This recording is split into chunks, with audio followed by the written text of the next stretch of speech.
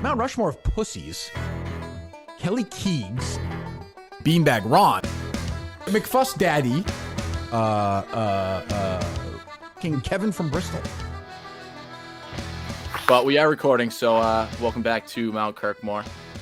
We are doing Minifan of the Year, sort of nominees, or Mount Kirkmore of Minifan of the Year nominees for the year of our Lord 2023. And as always, we're joined by McFuss Daddy, and we have special guest producer Gus, and possibly hiding in his closet, Kane is able. So if you're there, I checked all the closets before. We're clear. We're good. I did order Simply Safe, so I'm excited for that to come in. SimplySafe.com, promo code Kirk10. You know, nice plug. Is a restraining order off the table or on the table? no, it's like I said. I wasn't saying you can't show up. I just think I thought it was a strange move to show up, stare, not say a word to me, and then walk around. And look, was I smoking more things than my nicotine pen? Yeah, of course I was. But what other person breaking wouldn't? News. But mainly I'm smoking the nicotine pen when I go out there. One and two, when I'm not going to put on recording that like I'm smoking 20 blunts every night there, because I'm not. But like I'm not going to say shit like that. Like that's just dumb. God forbid something happens. I'm not going to give. I have a friend who's a lawyer. You know. I think we could all agree, from a rationale standpoint, nobody gives a fuck if you're smoking weed outside of work. Yeah. So I think that was an insane move to even rat you out in the first place. I think I think it's breaking news. I smoke weed. Shocker, guys! Like everyone knew that. I think his only valid point of contention was you got to stand far away from the doors if you're going to be smoking. You can't smoke at the entry. Okay. No, we weren't right in the entry one. So there's like the way the bowling alley is like a corner. So we were on the corner, so we were 10 feet from one door and then like 25 feet from the other door. And the door he went out of was the one we were further away from. So he's, again, whatever makes him happy. But that's like one thing I took away from his video was that if the smell of weed repulses him, I think I should just carry weed on me whenever I think he might be around. So it's a repellent. It's a great cane repellent. Just always have a lit joint going. Yeah. Right now, I don't need that shit though. Yeah, he didn't want to bring it home to his mother, who apparently lives in that town. So, which is also probably a huge lie. I mean, I wouldn't say that. Like he's talked about the area. Like when he first came at me, he said one of his first complaints about me was I should have corrected Kirk about running over the Mount Hope Bridge because no pedestrians are allowed on the bridge. Yeah, but I even said it during the show. I was like, are you sure you ran over that bridge? I don't allow pedestrians on it. Like so his complaints I already brought up, but look, he's a listener of the show. Listeners are great. He's free to do, as he said, it's a free world. He can do whatever he wants. Well, you're a better man than me. McFuss, do you have a wheel? Oh, shit. Yeah, let me make it real quick. I completely forgot about the wheel. But yeah, I'll make it real fast. I think this could be our most important Mount Kirkmore we've ever done to get these nominees right. Because I heard them do it on Mike and the Minifans last night, and it was just kind of lackluster. I don't think Miners had really prepared for it. Making lists is easy. Like, let's be very clear about that. Everyone thinks making a list, compiling stuff together is all easy. It never is. You're going to learn. Like, no matter what this committee does, someone's going to be pissed off at them. The only one who can pick a true Minifan of the Year where there'd be no controversy is Kirk. So I don't understand why Meners isn't even listed. Going to be like, there's going to be two. There's going to be the network one, then there's going to be Kirk's one. So there's going to be one. There's going to be one Minifan of the Year, and it's whoever Kirk picks. So that's going to be. Let's cut the bullshit right there. That's good. All right, Ron, I got to add the wheel on the screen, and then we'll. Yes, sir. For number one pick, here we go. The most exciting time in Mount Kirkmore history. The Gus. Take that. I like first. That's probably good. You've been doing the year-end review, so you remember everything. Oh, not Miners. That was supposed to be me. Not Miners. No. Miners is next. Manners I is had, nice. I'm leaving I had that in. Manners on the mind, and then Ron. I would think we know who his number one pick is. I feel like your number one pick now has to be Menners just because of that blunder, because you got Menners on the mind. I may have tipped my pick there, but so That's we'll see what you do. unbelievable. That is unbelievable. By the way, All right. oh, never mind. Sorry. Go ahead. Well, I guess Gus, you can lead us off. So starting it off, I said it on the show. My number one pick would be Jeff D'Lo. The way, looking at it through the year, because of one coming in as the dozen trivia, that really, you kind of started to get a feel for Jeff back in the early 2023s as Kirk was making that push in the finals of the dozen. Jeff came on a lot, would openly talk about it, was an open advocate this year, and then really started to get more and more involved with the Minifans. I saw earlier, even today, the You Make Me Six pod was saying that how can you consider Jeff if he's never been on the network? Jeff has committed to come on the network already, but the only reason why he retracted was when Menners fucked up and pissed off Kirk, and that's when he pulled out. And Jeff is a nice enough guy. Like, even before I was a producer, when I was just doing the news on Kirk and off, I would DM Jeff like questions dozen stuff, being like, what do you make of this? Is that? He would confirm it for me. Like, he was responsive even when I was just a fan of the show. So I know I have no way seeing he will like not come on here. He's going to come on the network one way or another. And like, you're kind of seeing it now, like Pat Ford Day, like the videos of Pat Ford Day, the Frosted Flakes. He's invested. He's fully in. And even this week when I brought up the pre-bowling for the whole Kane story, he's like, I'm ashamed to even know what that means. Like, he's in, he's invested. Number one, Jeff D'Lo. I completely disagree with the whole pick. I don't think we can have a Barstool personality be the Minifan of the year just because, there's other Minifans that do the same exact thing Jeff D'Lo does. He just has a bigger platform. And I think he got into it because he was using Kirk on the dozen. Like, I know that they're really good friends now, which is great. But again, it's a similar relationship that you see to like kind of what Kirk and Mike have, that friendship that they have that you're seeing with Kirk and Jeff. I mean, Kirk took him to Springsteen. Like, yeah, and Jeff didn't pay for dinner. That I know. Minifan would have done that. I would have paid for dinner. I like the pick. I don't know if I'd take it one, but it's definitely worthy. There's just no question that Jeff is fucking obsessed with the show. I mean, he knows all the ins and outs, all the weird inside stuff. He knows all of it. And he mentioned you on the Yak the other day because he made that fucking crazy fake out video of your room. Yeah. And it's like he took the time to fucking do that. No, that was Quiggs. The show. It was Quiggs who made the video. Yeah, but it was his idea, no? Yeah. I don't know. Yeah. But it was because I was messaging Quiggs and him and I were talking about it. I was like, it was a great movie. He's like, yeah, I was just looking for stuff and that was the best one I found. I was like, that's great. And even Quiggs now is becoming, and I think that's like an even another like wrinkle of it. It's like, look, ever since Quiggs has left Team Minahan, he's become more sneaky involved in the world too. Yeah, so I think he probably likes it now. Oh, I think like not associated with the team. But even that, everyone loved him. Quiggs was like, again, Quiggs was the glue guy. So what's there not to like about him? There's really not. Super talented guy too. Shout out Quiggs. Oh God, yeah, and a rocket scientist. yeah, NASA employee, former. That's a good pick, but I think I'll one up you, and I'll take at Kirk Club Menners. Oh wow, that's my number one. You stole it right from me. Shout out to the boss man. The network would not be happening without him as a CEO. It's been very supportive of us. Contributes to the show, listens to every show, knows all the ins and outs, representing from fucking the furthest place in the world from here. Yeah, I think there's not much more to be said. I think Menners is he's definitely worthy of Minifan of the year. I mean, there's one thing I think Menners could do that would solidify Minifan of the year whenever he could pull it off.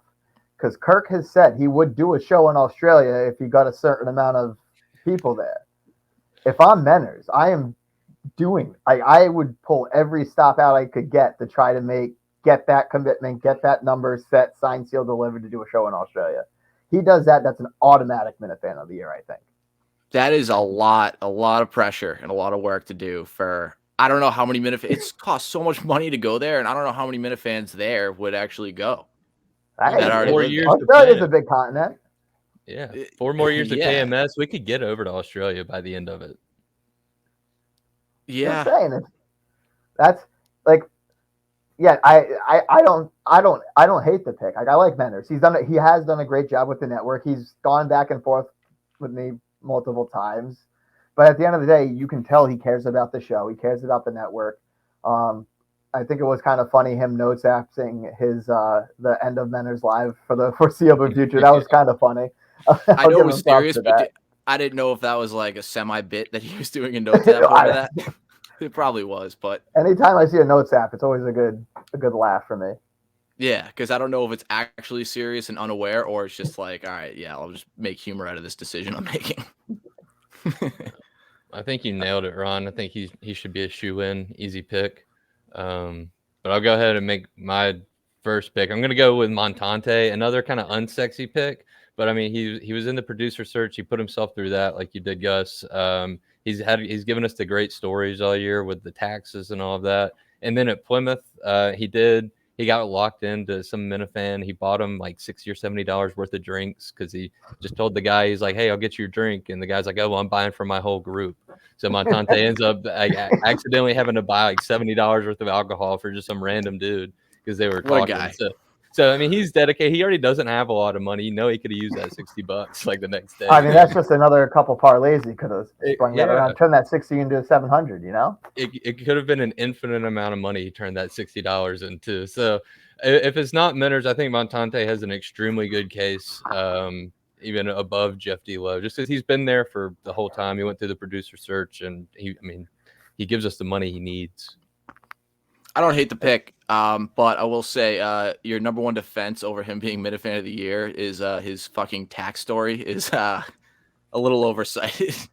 Well, I think I'll even say if the one knock that, and you can't knock Montante for doing it, but I think the involvement with Jerry Callahan podcast is gonna hurt you, especially with this year was the year of the big split between Jerry and Kirk. That happened this year. So it's like I understand for Montante, it makes a lot of sense for him to do the Newsmax hits and still have that connection with the Jerry Callahan show. I can understand that. But can the Minifan of the Year be a fill-in host of the Jerry Callahan show? I think the answer is no. I think obviously he wouldn't be doing that if he got Coleman's spot. If it was you and Coleman. He tried to commit himself. He tried to commit, and then I think it kind of gives Kirk the leg up on Jerry because he's like, "Yeah, you're using my guys. You can't develop your own guys, so you have to take my guys." So that gives him just a little bit something else. But no, I do agree. If he wasn't doing that, he'd probably be number one for sure. Yeah, no, not a bad pick. If you're looking for a knock, that's the clear-cut number one easy knock to hit. I was just thinking, having Montante and Gus back there would be fucking hilarious every day. I would fucking get a kick out of that. Oh my god. I mean, if that were the case, the tech side would have all fallen on me. That fucking place would have caught on fire, dude. Like Coleman is very he has the technical side down as well. So like him and I both back there is very nice. Like we can try out new things, and we're still trying to find more effective ways to reach what we want to do, especially like looking back at the streams from the Chicago. The quality is it is different than what it is when everyone's in studio, which naturally you're going to expect. So I'm definitely looking into some definite ways to work around that for the future, so it comes off cleaner. Nice, that's good. So yeah, McFuss, you're back. Yeah, I'm back. So wheel around. I'm gonna go with Shane Mudgett. I've seen a lot of campaigning for him on Twitter, and I think that they've got a good case. He worked for the show. I'm sure he got paid, which kind of skews the lines a little bit. But he did a lot, and he gave a lot, and while he was working at another job, and he really wasn't looking for clout or anything like that. He just really wanted to help. So if Shane came back into the world, I think that would propel him up the leaderboard a little bit. Like if he was more involved, like on Twitter. But Shane easily, I think, could be like plus 800, plus 900 on the right day. He wins. Yeah. Well, this is the introduction of Shane happened this year. Like Shane's whole story arc happens in 2023, and I think everyone, when they were saying that me for being a Minifan to the show, if anything has it, Shane has, I think, an even better story because he's got a whole rounded circle. He's been there, went on, worked for the show, saw that opportunity, has the asshole story. So yeah, that was all this year. the asshole fissure. Anal fissures. So Anal fissures. so it's a situation that I think he deserves a lot. Like he's definitely someone that I could see if they won it, I would say well deserved for sure. Yeah, I agree. Yeah. And I mean, I just remember him in Portland running around chasing Kirk. Yeah. And Plymouth too. He was pouring sweat. And that was after his surgery. He wasn't even supposed to be doing anything, and he was still just balling out. Yeah. Yeah. Like legendary move for Shane. And he had a podcast about KMS before he got hired as part-time. Yeah. And it was like a total independent thing. It probably had like 5 listeners, and like he came on the show, promoted it, and I listened. He did like a really good one about K Marco. And yeah, he's a dedicated guy. Because it was the KMS history, right? Yep. Yeah. And I think like shows like that, and it's like even something similar to this, Mount Kirkmore, not Kirkmore, Quantum Kirk. It's all these shows that kind of reminisce and bring back, and seeing how much has changed from when Kirk first came in 2019 to where the show is now. It's so incredible and so much fun to listen to. And like, I'll say this, one of my favorite parts, like one of the things Coleman and I will always talk about is like, I always check with him, like, which episode you listen to, like as he's catching up. And it's fun to hear him say, because he's like, he doesn't know the Colonnade area yet. He hasn't gotten to it. So all he knows is Steve. He's gotten through the prank phone calls. So seeing all these things and excitement, it excites him and gets that kind of creative juices flowing. And when like, what was it the other day when I got the prank phone calls that came in, and that one that was just playing the Kurt sound all over again about Cespedes, like those hit back to like those classic prank phone calls. So I hope we can kind of see a resurgence, more songs coming in, more prank phone calls coming in. There's a lot of opportunities out there now that things are starting to ramp back up, for sure. For sure. Those prank phone calls back in the day were fucking awesome. Like that whole month. Have we done Mount Kirkmore prank calls yet? No, not yet. It's on the list. Oh, that's a good one. We could do that one. Hey, real quick before I pick, Gus, what is your mic setting on the back? The one that should be in front of me. Why don't we change it? How's that? If I do it this way, better? Yeah, it just sounds like you're banging around like little staticky. We can cut this out, but yeah. How's this one? Right here, better? Yeah, it sounds good. Yeah, that's good. There we go. Much better. Yeah, these mics are really finicky. They're just tough to figure out. But yeah, I think also the setting might have gotten bumped at one point.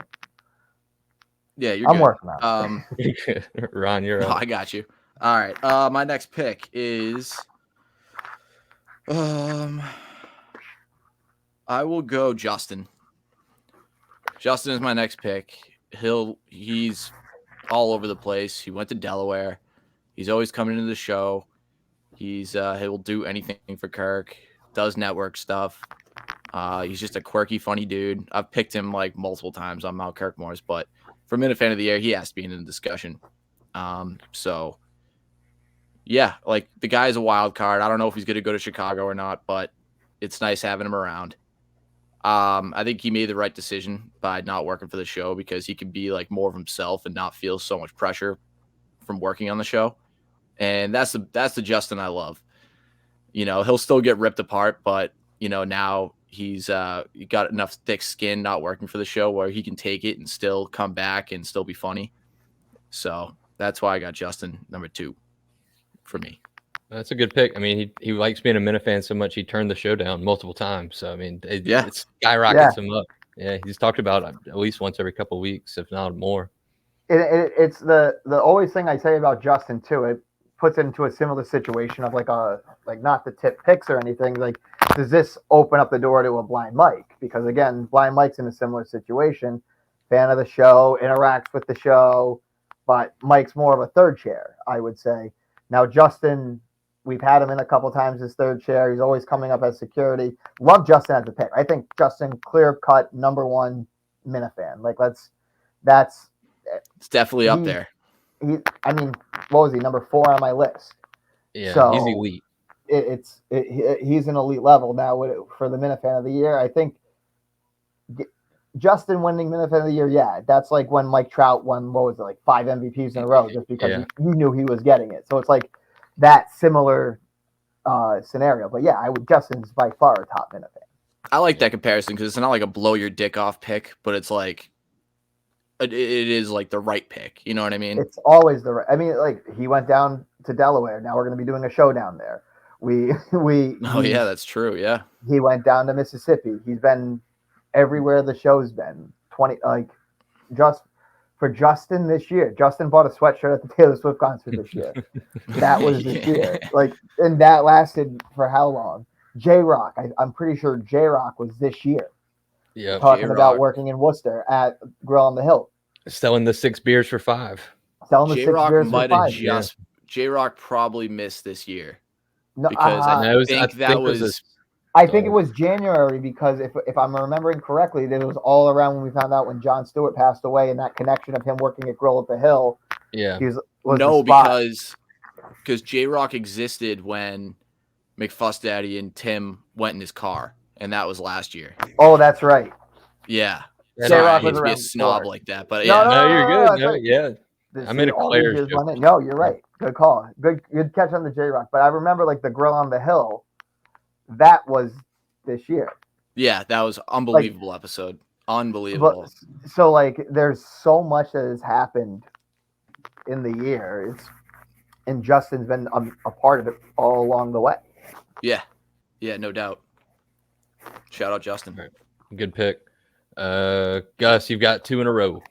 So the next one shouldn't be a surprise. It's there's a little bias to it. Tim and Canton. Show historian, calls in regularly, still pumping out prank phone calls. This year I recorded a lot of prank phone calls from him. Now I'm receiving prank phone calls from him. So it's a great pick, a loyal Minifan. He's recovering from his spasms pretty well. And here's another thing. Tim had a heart attack this year and called from the waiting room. Yeah. Having a heart attack, and he calls into the show. Like, that is a Minifan of the year moment if I've ever heard of one. It's his Heisman moment. Yeah, I agree. I think the only knock against him is the Minifan list, just because it went so poorly. But to be fair, his first list was perfect. That's true. Was it just Kirk 50 times? It was Kirk 1 through 49, then Steve as number 50. And he when McFuss made the Jeopardy for the 10-hour stream or whatever, Tim fucking won in a landslide. Oh yeah. I thought it was going to be close, but no. He fucking swept the floor with us. Yeah. Tim's a great pick, great guy. Like I remember when Kirk took the break, and me and Tim met Dave Cullen at the Town Spot Pizza. Yeah. So, he's always involved, always around, always like sending ideas for things at times. Like, hey, I'm going to be calling in, like giving the tip of when he's going to do a call so I can record it as is. So again, great Minifan. Great Minifan. Good pick. He just does it for the love of the game. And he also showed up with like 2 poster boards attached to him when Kirk left for New York. Yeah. I remember a dozen. Yeah, so it was just after we did the list, and I remember he goes to me and Andy, and he's just like, "I'm not gonna tell you what I'm doing, just in case it backfires, but I got something planned for tomorrow. I'm not gonna tell you what, so there's no, so you have plausible liability." And he just showed up there. Fucking lunatic, I love it. Yeah. And then my next pick, no surprise, number 10 on the Minifan list, Gig. Gig, yep. Your boy. I love Gig. Very nice. One that's better than it used to be. Is always, those bits were always funny when they came out. I can't tell you how many memes, clips, edits I've seen from Gig that have come out that just have you rolling on the floor laughing. It's a great pick. Loyal Minifan. Saw him up at Saco. If there's an event, Gig's going to be there. And I know I had a questionable pick with the child abuser and Tim, so I think having a someone transitioning like Gig on my team is going to be a nice kind of balance between the hate and love. So, playing for the board here. Yeah, thanks for not getting us canceled. But yeah, Gig's a great pick. All of his tweets, all of his memes, they all get like at least 100 likes or more. So so like right there, that's why I think he's kind of really close with Jeff D. Lowe. If Gig's platform was a little bit bigger, if he had the same amount of followers, he would probably get more than Jeff Lowe. I think he's more talented. Ooh. Yeah, he's so fucking quick with it too. He's Well, more even talented today? in that regard, but Yeah. I mean, Like, well, today, what was it? Steve from Gloucester called Coleman and I frickin' frack. And I saw the video. But I'm listening to beat. Gig already has a photo of us as Pickard Fact, so good for Gig. Yep, that's a great pick. There's a reason why he's number 10 on the list. That's right. Yeah, I would pay for that type of talent to be that quick on getting photoshops up like that, and then having the humor attached to it too. Like that goes a long way. Yeah. So that is definitely a worthy pick, and you got a pretty good Mount Rushmore there, Gus. Yeah. I'm liking it. Ron, what you got? Number 3. Number 3. I only have 3, huh? Oh yeah. All right, I will go. I'm in between 2. I'll go BA. So he's a solid pick. Yeah, I love BA. This is kind of a boring pick, but he's great, dedicated to the network, listens to every show, just in like an even-minded personality. He's not really getting into the weeds that much. He's good at like towing that middle line of like just constantly being likable and just mediating the fucking shit show that's Mike and the Minifan sometimes, especially last night with Kane on there. I know it was probably not very easy to do. I know Menace was on there too, but yeah, that was a funny show. And you have Tim Riggles on there who's tripping on mushrooms or whatever. Oh, that was I love Tim, but that was reminiscent. I've seen Tim in some rough situations, and he was he fucking was hilarious good. though. Hey, great defense of me though. I respect the defense of it. And I think what was funny was when I was joking around. I'm like, how is the guy obviously tripping high, the one that obviously caught that? What he would obviously he might have been smoking both. Yeah, of course. Well, I loved how fired up he was at first, and I was like, yeah, like he's fired up, like let's fucking go. And then I was like, oh, wait, he was this guy is tripping his balls off. But roundabout way, BA. That's my number 3 pick. Great good pick. All right, well, I'll wheel it with 3 and 4. I'm gonna go for number 3. I'm gonna say Peltz. If he would have gotten married to Joanne, he would have been an absolute 100% shoe-in. We wouldn't even be doing this right now because Peltz would have already gotten the medal and the belt sent to him. But since he didn't marry Joanne, I don't know. He's kind of. It's almost like he's out of the world even. I mean, it's funny. It's funny that you just say that because I just got a DM from Peltz. Like not even 5 minutes ago. Wow. And it's a picture of a suit. Is it his suit? Did he ever pick it up? He should, because he does have the card, and I know Bill said to go pick it up. Being there that day, like I was kind of iffy on it, but then seeing him get the suit, get the shoot, like go through the whole thing, I'm like, he's gonna do it. He's gonna do it. And then when I heard that he didn't, it broke my heart. And again, I've worn that dress more than Joanne now. So that's true. And who could forget that moment? The old ball and chain wins again, and Gus gets to wear that wedding dress to a bowling alley. Wait, so is that your pick? Yeah, Peltz. If he would have gotten married, so he blew it. So that's my number 3. It's kind of slim, you know. There's not a lot of really deserving people towards the end, so I'm trying to find some good ones. We're gonna have to put that on the graph. I'll have John put that on the graphic of Peltz if he had gotten married. Yeah, but that you're right. If Peltz had gotten married, I think that's a Minifan of the Year move. Easy, But actually, it would as long. The thing with that is Joanne would have had to have played along as well because we couldn't have like the vigil all over again. Yeah. Like it needs. If there's gonna be a wedding or a ceremony type, that people are going to do. Like, I think both parties need to be willfully involved. So if we find and create a dating show for the network, Yeah, maybe it could live happen. finale, a live finale at a live show. Yeah, We can have Trent. Like, well, maybe we'll see if Trent from Barstool can come and wheel out, be the luggage guy for us. Oh God, who are they going to do that for before? Oh, Jon Stewart. Yeah, it was going to be Jon Stewart, dating Jon Stewart. So now we might have dating Steve from Gloucester. Win a date with Jon Stewart. Yes, Steve from Gloucester would be a great fill-in for that. Man. All right. Well, for my last pick, I'm gonna go with Cheeks. I think he's been completely forgotten about, but I think he's kind of been a huge influence on the show with that whole kind of just personal beef he had with his mom. It's led to a few other phone calls out or people just kind of bitching about their personal lives, or we've gotten some really funny moments. And I would just, if he followed up and was like, I haven't talked to my mom or my family hates me, absolutely hates me now, I think it could shoot him up the leaderboard. But Cheeks was very memorable.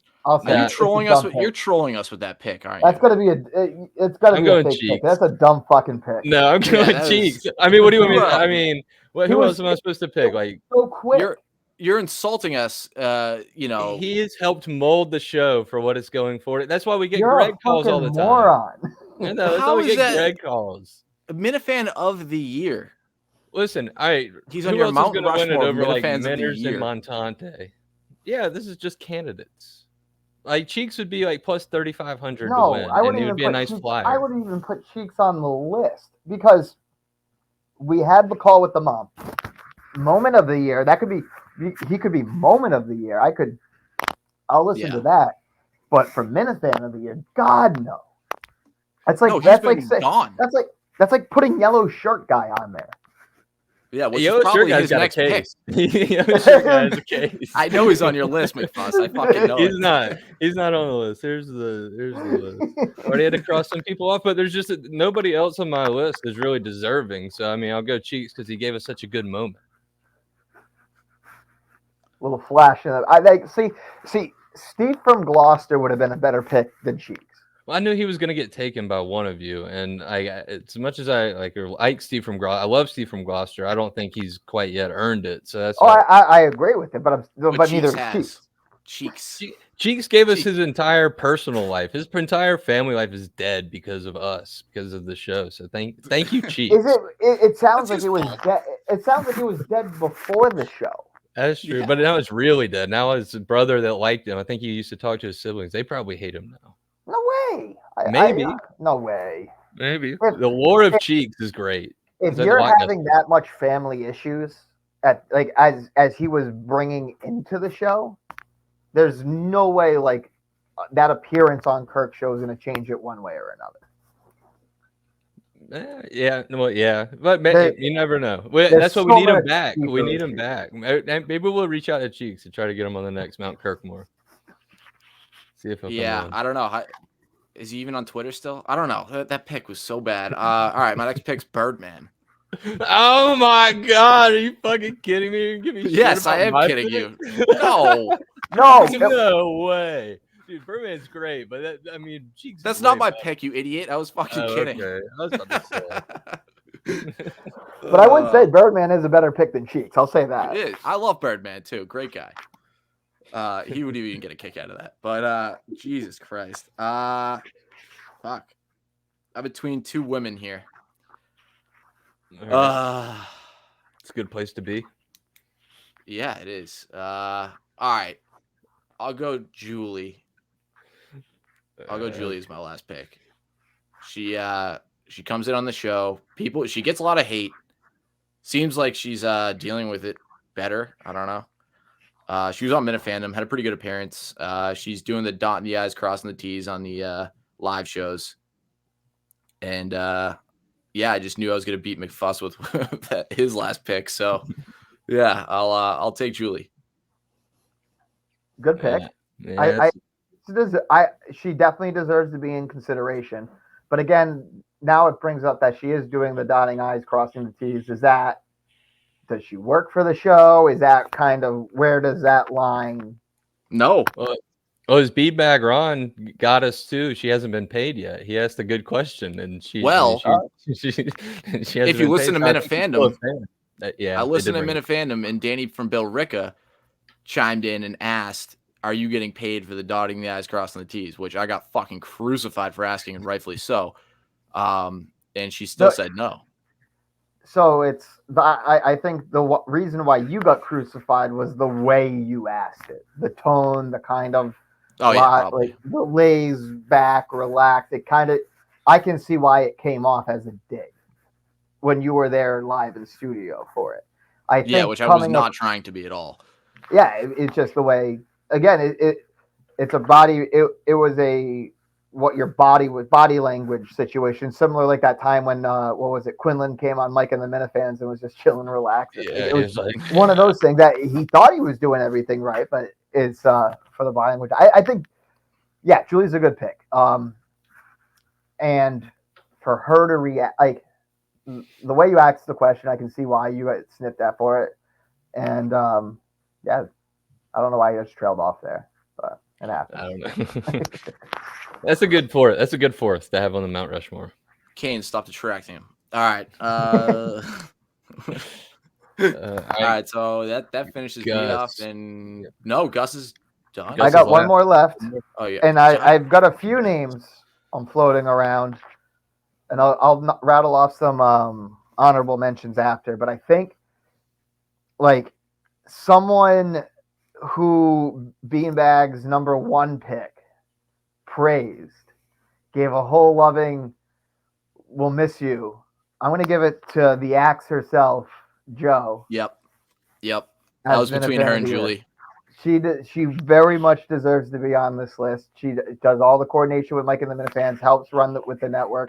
Hell, she even got BA to ask the question if Joe should replace Julie as dotting the T's, dotting the I's, crossing the T's. So yeah, she's dedicated, listens, got a whole loving tribute from Menners when she had to step away for a week or two from the network. So it was, I think she deserves to be on there for sure. Yeah, that's a good pick. And they go to literally every single live event, like every live show, they're there, and they live in Ohio, so they're driving a lot for the show. So no, she's a very good pick. Very good pick. Yeah, great pick. She's been extremely helpful to us getting the show up. Just being great on the network. And yeah, I was between her and Julie, so that's a great pick. I was hoping she was going to get back to me. Yeah, that's good. So and they're swingers, so you could, if you really want to get back with her, you can. No. All right, so I'll just name off my my Mount Rushmore was Menners, BA, Julie, and I had Justin. Yep. Gus had Jeff, Tim and Canton, Gig, and the Axe. And then potentially the best list, I had Montante, Shane, Peltz if he got married, and then the legend Cheeks, my guy. I can defend the Peltz if he got married one. I cannot defend the Cheeks one whatsoever. like all kidding is like on my mentionables list, Bio Dude was on it for just for hosting the party at his house. Like, yeah, that created a lot of content. You got Steve there. You had the whole, it brought Ron to light. Yep. From it. Yeah. It brought the show together. That's where me and Ron first really met. did. Warden of the North putting out songs throughout the year. Forgot about Warden. Another classic. He was on my list for sure.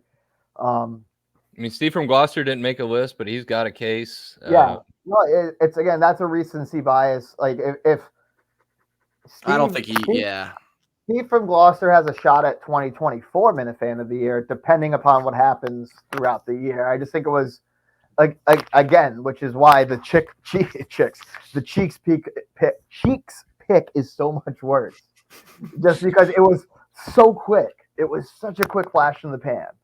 But it was such a big flash. It was like a huge meal that was cooked in the air fryer. It happens fast and it's really good, and you never forget about it. Gus, can you imagine how dumb we'll look if, like, out of all this, like, Cheeks ends up fucking winning? You might get your money down now. There's value. Yeah, you got him at like plus 5,000. which I'm I think sure is Shark will have good the on odds at some point. Yeah, Sneaks would also be a good pick because he had his battle with Kirk in there this year, which kind of led to the network coming back with Minner, so it kind of put them together. But he didn't make it. But that's it for mine. Yeah. Yep, another one. Mick, another one. Yep, mixed. But again, I think the thing with Mick, again, it's that longevity. He had that big break in between. I mean, 2023 started and ended the Deserted Truth. It was like a bookend of a year. So I think like if like you think about all the things that happened in the beginning of the year that were like talked about on the show and kind of where they went like this. I'll say this. Mick, again, very early candidate, 2024 Minifan of the Year, depending on how this Mick bait goes. That's true. So, I'm very excited for that. It's actually got a lot of, I genuinely feel like this has a lot of potential. Like, because what was it? Oh God, what were they talking? One of the other Barstool shows was talking about like the Predator show, like these online vigilantes looking for predators, and they're like, oh yeah, it's just kids just go out with a video camera, and I was sitting it and we're rolling on it, and Coleman and I are looking at each other like, well, we're kind of doing this with Nick Bait, so here we go. Is it actually in progress? Like, is it gonna happen? He's, from what I've been told by him, he's as well. Even you saw it from his post, like that was quickly rescinded. He's made contact with some creepos. Oh my God, that'll be fucking gold. And fucking what a lame-o fucking Mayo being like, oh, is this legal? Like, should we really be doing this? Like, who gives a fuck, dude? Relax. I mean, we'll see. It's legal. I know it's legal because we're just trying to bring justice to the world here. It's these are things that can have like. Now the only thing would be like actual legal ramifications. Is legally there's nothing we can like bring against people, but we can bring to light. We can expose fucking creeps. You can call their employers. Minifans are good at that. We can Jesus, we have some jobs. The whole was there a big? I'm trying to remember. Was there a big doxing situation this year? I don't think this year. No, there was no Doxapalooza. But I think like 2022 there was, 21 there was, 20 there was. So it's like, did we make it a year without a major Doxapalooza? Knock on wood. I think so. Nobody too bad. So no, I had Mayo on my list as well. Mayo's a good one. Just even thinking Rico, but nah. That falls in the Barstool thing. Because I think he's a better fan than Jeff D. Lowe. Jeff D. Lowe won't even message me back about coming here, and Rico messaged me back immediately and then brought it up with Kirk. So that's why Jeff. Wow. Yeah, so Rico, and he actually contributes to the show. He calls in and does all that stuff. Jeff comes on every now and then. It's like, but also Jeff, he produced 2 of the 3 shows in New York, and the ones that Jeff did ran smoothly. He produced the ones in Chicago for us. He was there to help and kind of facilitate with that. Was helpful through that. Yeah, but there's producers everywhere. I mean, that's just. But it's still having those hands, and it's what he. And Jeff wants to do it too. But that's what I think is part. That's part more of the reason why for the Minifan things. If he wasn't a fan of the show, he's not doing that. Yeah, 100%. But I wonder if Kirk left the dozen. Like, if Kirk actually quit playing the dozen, how much would Jeff D. Lowe still be into? Oh, I think he'd still be heavily involved.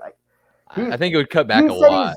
He said he's willing to take a ride on Pat Ford, if for the good of the show. Yeah, they're gay. I don't know. I'm glad Pat Ford didn't make any lists. I'm glad he didn't make any lists. That's good. I mean, again, like Pat is in the same situation as Steve from Gloucester is, just too new. Now next year he can be in the conversation with Justin, Steve, Pat, Cheeks, Mick. Lynn. If Cheeks, yeah. Like I think the biggest thing that I noticed, especially as the producer search happened and came to an end, was kind of like the old Minifans, like MHB, DEC, testing the waters about coming back. So I think if there's out of those two, MHB has the potential to be in the consideration next year. He's being a little more active now. I don't know who this new KMS Quotes account is, but it's a good account. So Is it not MHB? I thought it was just always him.